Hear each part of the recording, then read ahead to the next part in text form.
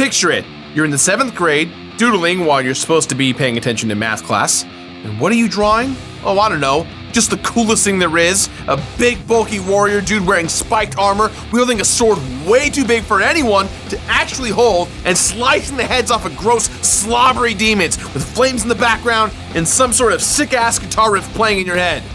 This was the epitome of cool. And for some of us, it still is. Hey everyone, and welcome back to an all-new episode of The Completionist, where we don't just beat the games, we complete them.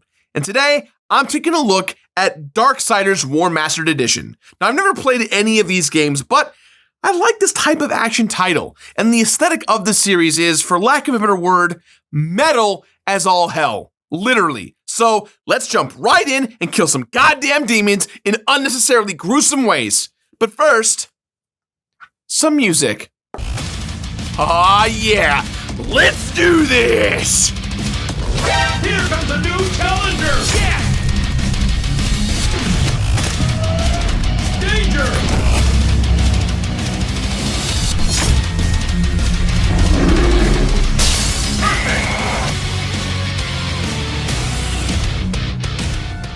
Darksiders is the first of 3 installments in a series of hack-and-slash action games about the final war between heaven and hell. And while all 3 games in the series are supposedly pretty different from each other, this first one borrows liberally from sources like Devil May Cry, The Legend of Zelda, and your 14-year-old cousin Steve's unnervingly vivid imagination. It almost looked like the Darksiders series might face its own apocalypse when developer Vigil Games was disbanded after THQ filed for bankruptcy in 2012, but the series has kept on trucking, with a spin-off coming out this year. And if that weren't enough, we've also been getting fancy remastered versions of the earlier games, which is exactly what I played on the Xbox One, Darksiders Warmastered Edition. It's been Warmastered, you guys. We know what that means. So these games never really made it onto my radar, but it's clear that there's an audience for them because they keep getting made. Yet it all started here, and the first one makes a real case for mashing up familiar elements until it feels like something new. It's like if Link joined a metal band, but still played an ocarina. The context is gonna make all the difference. Taking place after the final battle for the fate of the world has begun, Darksiders stars War, one of the 4 Horsemen of the Apocalypse. After getting framed for kicking off the apocalypse way earlier than anyone was supposed to, War is sent back to a devastated Earth by a neutral power called the Charred Council to clear his name, figure out who ended the world, and kill countless angels and demons alike. And in order to do so, War will need help from his excessively large sword, which is named Chaos Eater, because of course it is. But as the game goes on, he'll also gain access to weapons like a scythe, a gun, and a big-ass scary demon form, all of which he'll use not only to mow through hordes of enemies, but to solve puzzles in a series of Zelda-esque dungeons. Then there are the Viscerals, which are super cool, gory finishing moves, because you can't really call yourself War if you're not willing to, like, straight up rip your enemies in half with your bare hands. He does not, however, unlock the power of bare hands, but maybe that's in one of the sequels? I don't know. So the hardest difficulty in Darksiders is called Apocalyptic, which sounds scary, but I've played enough games like this that I should be fine. The only thing I'm worried about is a few of the achievements that sound a little grindy, like maxing out the levels of the weapons, or repeating an on-rails flying sequence until I kill a certain number of enemies. But otherwise, I'm gonna crush this game like War crushing a demon's head between his big, meaty murder fists. Oh, hell yeah.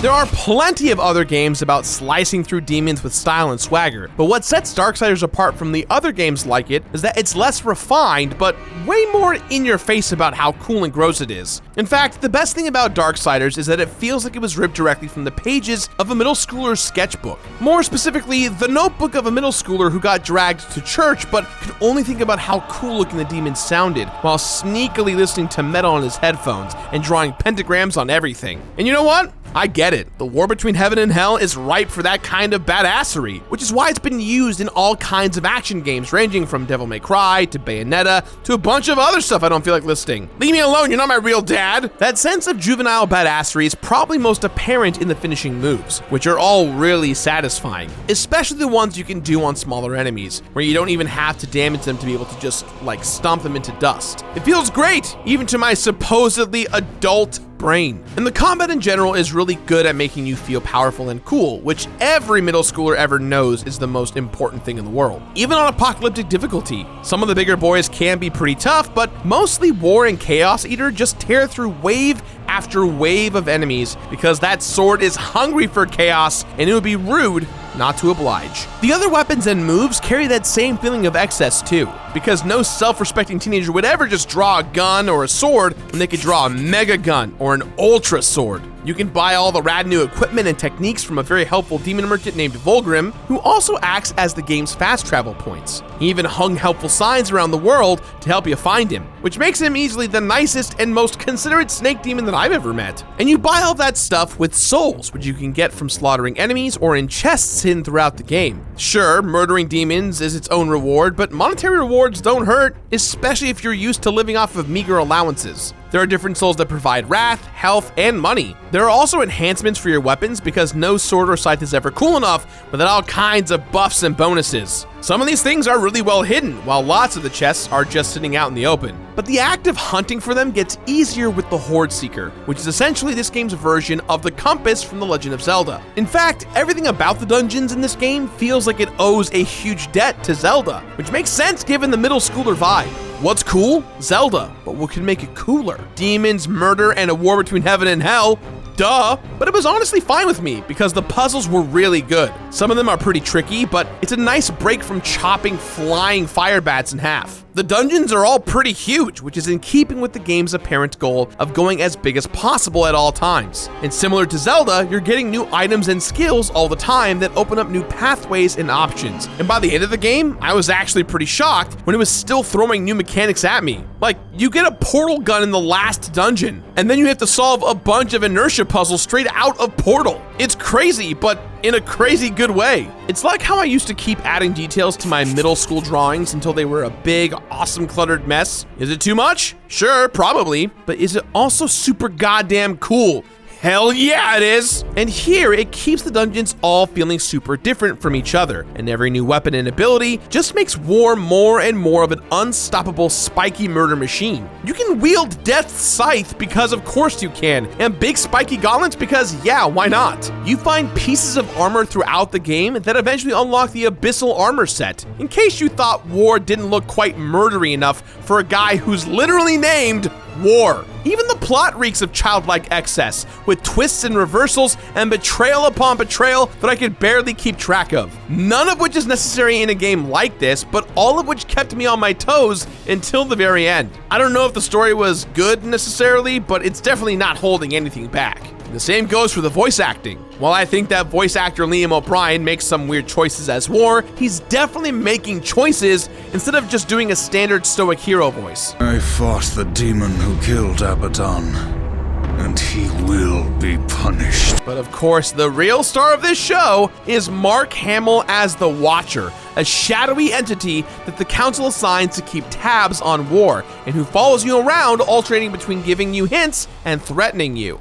You so much as blink at me, and the council will end you, both of you. Yes, he's great because he's Mark Hamill and he's always great. Of course Mark Hamill plays a demon in this game. Why the hell wouldn't he? He's Luke Skywalker, the Joker, and the Fire Lord, so of course the caffeine-amped 13-year-olds behind this game threw him in there. Because let's be real, you cannot convince me that this game was not designed by Cousin Steve and a bunch of his middle school friends who spend their lunch breaks playing D&D and dreaming up fantasy novels that they're never going to write. And while those kids may not still have been kids when they finally got around to making this game, they distilled that childlike sense of badassery into its purest form. And that deserves a hell yeah, so, you know, hell yeah.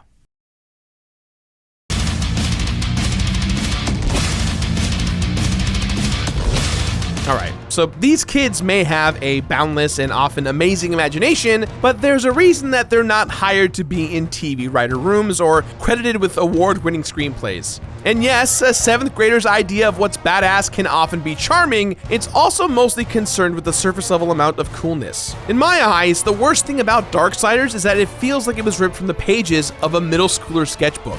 Also, yes, that was the best thing about it. But that totally rad, mega badass approach to the material here turns out to be a double-edged sword. Kind of like Chaos Eater, which is both an objectively dope name for a sword and totally ridiculous. Much like a 7th grader, it wasn't always aware of how ridiculous it was. And as a result, the story doesn't make as much of an impact as it could, and the game's approach to completion also comes off as a little half-assed. It's like when you see a major blockbuster movie, right? And things are exploding and people are running around screaming about energy on cubes or whatever, and you know that stuff is happening, but you just kind of like don't care. Playing this game kind of gets like that. Like the third act of a big dumb blockbuster movie that I would have loved when I was 12, but today find kind of dull. Especially once the story's over and you're just running around and cleaning up the rest of the completion criteria. Finding all the chests and hidden artifacts, which can be traded to Vulgrim for souls, eventually gets easy with the help of a weapon enhancement that shows you where everything is on your map because you're never too old for convenience. So that's nice at least. But the collecting wasn't the biggest barrier between me and completion, and neither was beating the story, even on the hardest difficulty. No, the biggest barrier for me here was the achievements, and not because they were impossible, but rather because they were just kinda tedious. Take 2 sequences early on in the game. In one of them, you have to fly on the back of some angelic mount while shooting enemies out of the sky. To get an achievement, you need to kill 160 of them. But the problem is that the sequence is super goddamn long, so if you mess it up, you have to do the whole thing again, and it eventually starts to hurt your soul a little. And then shortly after that is another sequence where you get into a angel killing contest with a hammer wielding badass named Ulthane, and it only took me a couple of tries to get more kills than him and unlock the achievement, but that too was also a very long sequence. And in general, I don't love missable achievements like that. Or maybe I just have less patience for them than I used to. And then there's the one for maxing out the levels of my weapons, which didn't take too long, but still definitely felt like a grind. Especially with the gauntlet, which knocks enemies away and isn't nearly as efficient for killing fools as Chaos Eater is. There are enhancements that make it go a little bit faster, but still. It's like the end of a good school day, where even though you hung out with your friends and managed to avoid learning too much, you still can't wait for the bell to ring. And yes, I'm still drawing out this middle school metaphor, because there's nothing people love more than being reminded of 7th grade. These achievements were for sure the least fun part of the game. The drop-off in enjoyment after the story ended was even larger than usual because there was no more forward momentum, and as the game started to slow down, it just didn't hold together all that well. I don't want to call Darksiders mindless because really, it's not. The puzzles are awesome, even though their structure is largely borrowed from other games. And the combat is really fun until you're just grinding away for weapon levels. Then, the repetition wave hits, and I got a little bummed out. But knowing that each of the games has a pretty different feel means that I'm still intrigued by the series. This game was so earnest and fun, no matter how hard it tried to be super cool and serious. I genuinely do love a lot of the designs for the enemies and locations, because there are things that a 7th grader is great at, and things that should be left to adults. So when I say that every aspect of the game's sensibilities lines up with those of the first age group, I genuinely mean it as both a compliment and as a complaint. Like a double-edged sword, it cuts both ways. But I bet a triple-edged sword would be so cool!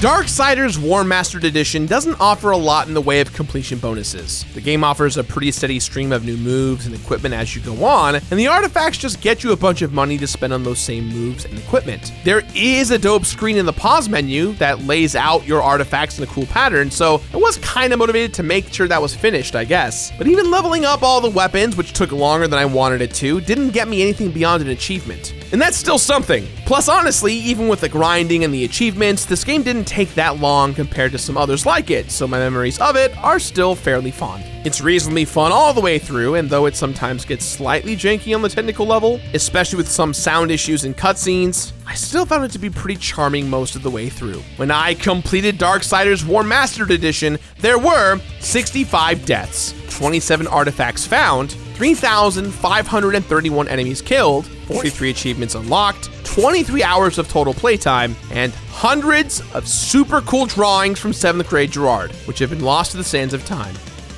So, there we are. My first experience with Darksiders wasn't bad.